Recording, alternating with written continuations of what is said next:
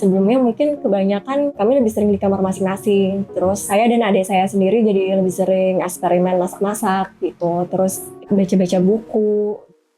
Jadi yang tadinya mungkin ada jarak, jadi kita bisa membuka pembatas itu gitu. Jadi sering ngumpul.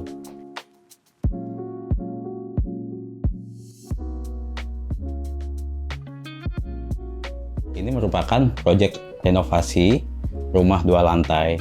Lokasi setnya sendiri yaitu berada di area Hook, yang dimana memiliki 2 fasad, yaitu di sisi timur dan juga selatan. Di sisi timur itu terdapat jalan raya yang cukup padat, kemudian di sisi selatan terdapat jalan perumahan yang tidak begitu ramai. Jadi pertama kali ketemu klien, dia memberikan brief kepada kita untuk mempertahankan struktur bangunan yang masih bisa dipakai. Yang tidak bisa dipakai, ya mau nggak mau kita harus bongkar gitu. Situasi seperti itu justru menjadikan challenge ya buat kita sebagai arsitek dalam mendesain gitu. Jadi pertama kali itu mengajukan desain yang simpel gitu, yang kotak, yang seperti bangunan sebelumnya gitu. Karena memang kita melihat dari konteks lingkungan ya, kebanyakan ini bangunannya kotak-kotak. Kemudian klien merasa style dia tuh sebenarnya lebih dinamis dari itu. Dari situ kita mulai untuk elaborasi lagi untuk memberikan opsi yang kedua, yaitu dengan model yang lebih dinamis dan lebih elegan gitu. Jadi kami ingin mendobrak kesimetrian itu dan membuatnya jadi lebih eksploratif. Menggunakan beberapa unsur curve dari bangunan eksterior keseluruhan, bisa dilihat di fasad depan dan fasad samping, dan itu ditunjukkan dari ada bata-bata yang terpasang dan juga dari material coran. Kemudian untuk interiornya sendiri juga menggabungkan unsur curve seperti ada di dinding yang kemudian diberikan cat tekstur dan juga di beberapa furniture build-nya. Itu juga bisa dilihat ada di area taman juga untuk desainnya. Untuk entrance-nya sendiri yaitu, jadi yang pertama itu kan dari garasi, terus kemudian ada yang dari ruang tamu sama untuk area ART. Jadi itu masing-masing 3 dan ini dihubungkan sama taman dan kami menggunakan decking WPC untuk area jalannya. Kalau untuk ide desain sendiri, sebetulnya kita melihat iklim di Indonesia ya, yaitu iklim tropis. Jadi kita menginginkan untuk desain rumah tropis. Desain rumah tropis sendiri itu desain yang dimana bisa memanfaatkan secara maksimal baik dari segi pencahayaan dan juga sirkulasi udara, serta memikirkan juga bangunan terhadap lingkungan sekitar.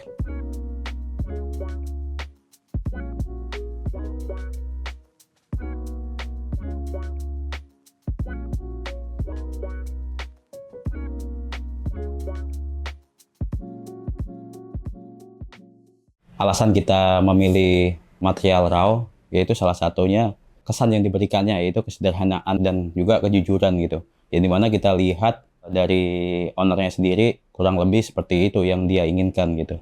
Jadi tidak ada make up yang terlalu mewah gitu. Dari bentuknya sendiri udah bagus. Kami menggunakannya cukup banyak untuk di area eksterior karena itu material yang natural. Semisal batu alam kami menggunakan batu candi, kemudian untuk bata ada bata ekspos dan bata tempel, kemudian juga gabungan acian MU 270 dan MU 200. Itu banyakan itu di area eksterior karena untuk merasakan pengalaman yang natural dan juga merasakan tekstur yang berbeda.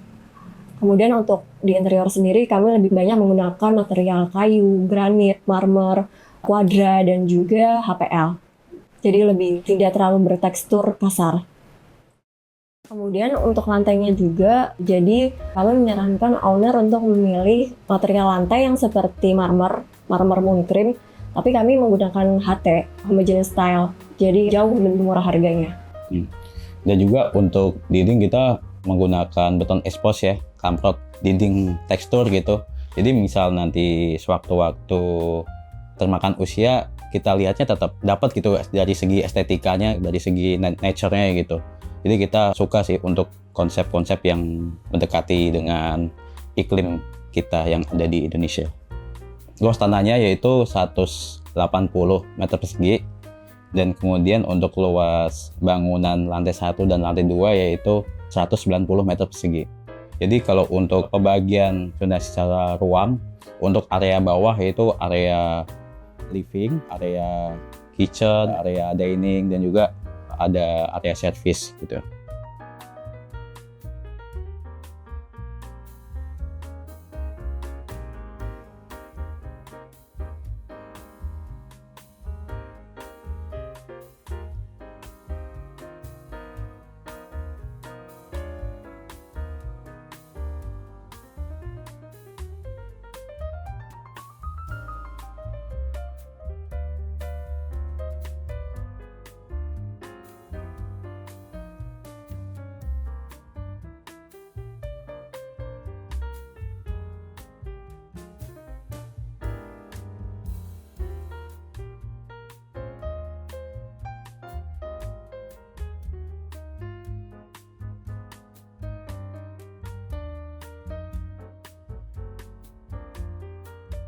Dan untuk di area atas terdapat 4 kamar tidur dan juga ada area living.